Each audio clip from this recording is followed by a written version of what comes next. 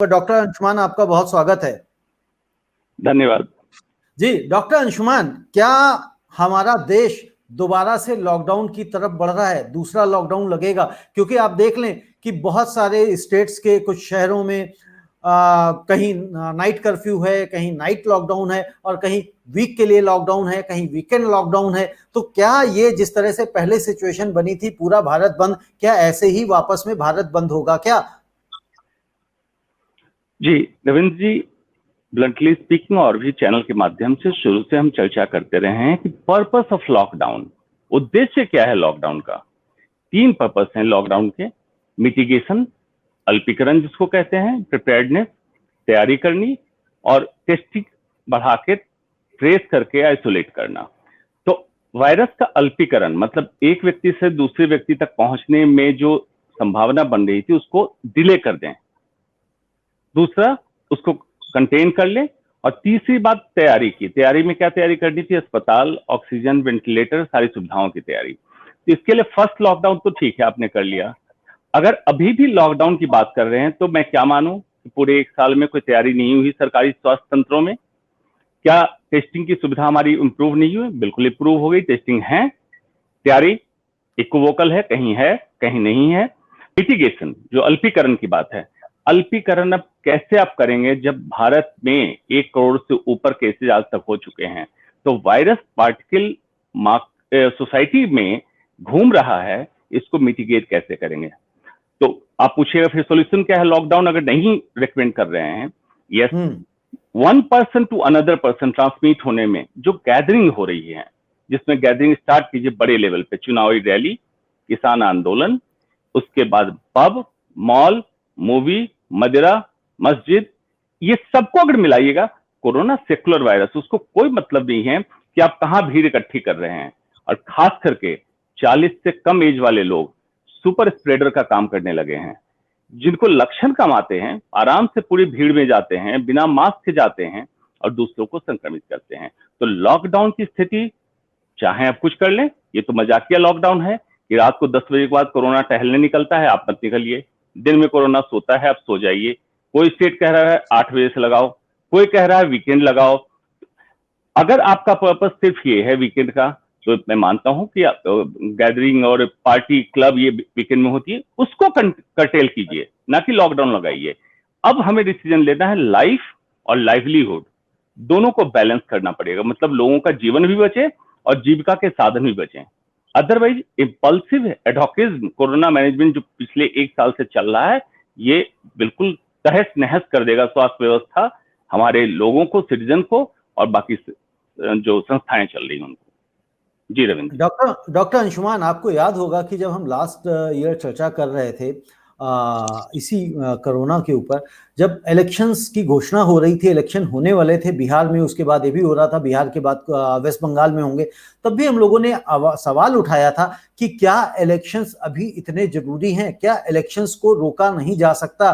क्या सरकारों का टाइम एक्सटेंड नहीं किया जा सकता जब तक प्रॉपर वैक्सीन ना आ जाए, वैक्सीनेशन ना शुरू हो जाए?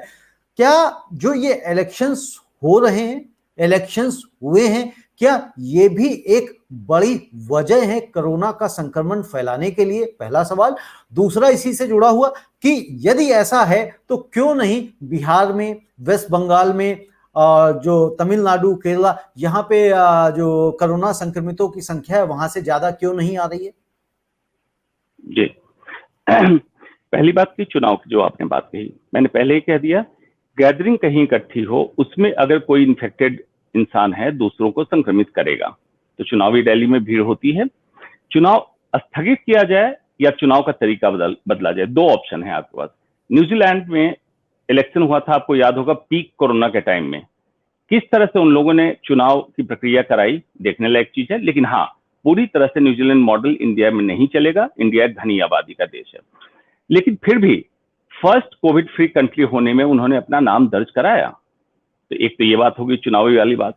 चुनाव डिले करना ना करना, ये बिल्कुल पॉलिटिशियन का डिसीजन होता है, और जो भी अच्छा समझे वो समझे। आपकी बात आई है क्यों वहां केसेज नहीं दिख रहे हैं। देखिए, महाराष्ट्र आप कर रहे हैं, महाराष्ट्र की घनी आबादी का अंदाजा है किसी को? Largest slum in the world है, तो वहां पे केसेज नहीं आएंगे तो कहां केसेज आएंगे?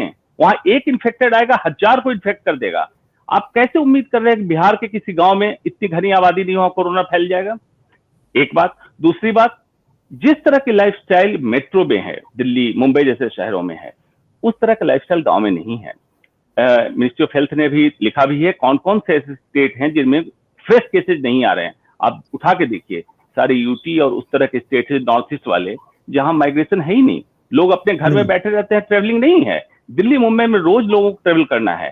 तो देखिए, ये जो राजनीतिक मामला होता है ना, कि यहाँ पे सरकार फलां पार्टी की नहीं है तो उसको बदनाम कर दो, बेइज्जत कर दो। यहाँ मैं कहता हूं कि जिस स्टेट में ज्यादा केसेस कोरोना के डिटेक्ट हो रहे हैं उनको रोकना चाहिए, लेकिन मैं उस स्टेट की तारीफ इसलिए करता हूं, टेस्टिंग तो ईमानदारी से कर रहा है। ये जो स्टेट का आपने नाम लिया, बिहार, वेस्ट बंगाल, इनमें टेस्टिंग नहीं हो रही है ईमानदारी से, डाटा छुपाए जा रहे हैं, टेम्पर किए जा रहे हैं डाटा। दूसरा, सेंट्रल और स्टेट में इतना पंगा क्यों है कोरोना मैनेजमेंट में? जब आपने कहा जाता है सैनिटेशन, पब्लिक सैनिटेशन, साफ सफाई और health is a matter of state, तब तक ठीक है जब तक आपने एपिडेमिक डिजीज एक्ट नहीं लगाया है। एक्ट लगा दिया तो सेंट्रल गवर्नमेंट के पास पावर आ चुका, इसीलिए सेंट्रल गवर्नमेंट ने कहा लॉकडाउन करना पूरे कंट्री को, कंट्री लॉक।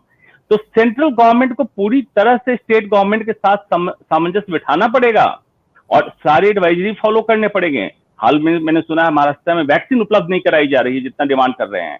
तो महाराष्ट्र पॉपुलेशन को देखिए, खास करके मुंबई, और वैक्सीनेशन की डोज वहां ज्यादा कराइए, वैक्सीनेशन की स्पीड बढ़ाइए और वैक्सीनेशन टाइमिंग बढ़ाइए, रात में भी आपको करना पड़ेगा। ये सारी चीजें देखनी पड़ेगी। डॉक्टर अंशुमान, अभी एक नए उत्सव की घोषणा हुई है और वो है टीका उत्सव, जो कि 11 अप्रैल से 14 अप्रैल तक मनाया जाएगा। तो ये जो टीका उत्सव है ये कैसे काम करेगा? देखिए रविंद्र भाई, नरेंद्र मोदी जी प्रधानमंत्री हैं हमारे, उन्होंने आज घोषणा करी है। जी, प्रधानमंत्री हैं, अच्छी बात है, लेकिन मेडिकल एक्सपर्ट नहीं है, पहली बात। दूसरी बात कि देखिए, मनोबल बढ़ाने के लिए, किसी चीज को एग्जीक्यूट कराने के लिए कुछ नियम इस तरह के निकल, लेकिन मेडिकल साइंस इस तरह की चीजों को नहीं मानता है। टीका उत्सव या बहुत सारी चीजें आपने देखा है, वैज्ञानिक परिकल्पनाएं कितनी चली थी, तो इस तरह से।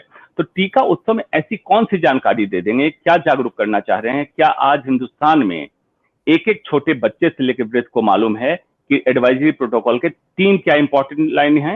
हाथ धो, डिस्टेंस में रहो, मतलब भीड़ भाड़ में ना जाओ, मास्क लगाओ। एक, वैक्सीन आने के बाद लोगों को पता है, मेडिकल एक्सपर्ट बता रहे हैं, कंपनी वाले बता रहे हैं 72 से 80% का प्रोटेक्शन मिलेगा, लेकिन फिर भी आपको मास्क लगाना है क्योंकि आपके अंदर एंटीबॉडी बनी नहीं बनी पता नहीं है। तो जब ये सारी चीजें पता है तो अब कौन सी जागरूकता की कमी रह गई? आप वैक्सीन का प्रोडक्शन बढ़ाइए और मैक्सिमम वैक्सीन लगाइए, यही चाहिए। उत्सव करने से मुझे नहीं लगता कोई फायदा होगा, एज ए मेडिकल एक्सपर्ट तो मुझे यही लग रहा है। यानी कि ऐसा लगता है जैसे प्रधानमंत्री जी हमारे हर चीज में इवेंट खोज लेते हैं, इवेंट क्रिएट कर देते हैं। जैसे लास्ट टाइम थाली भी बजाई गई और दिए भी जलाए गए, तो इस बार शायद टीका उत्सव है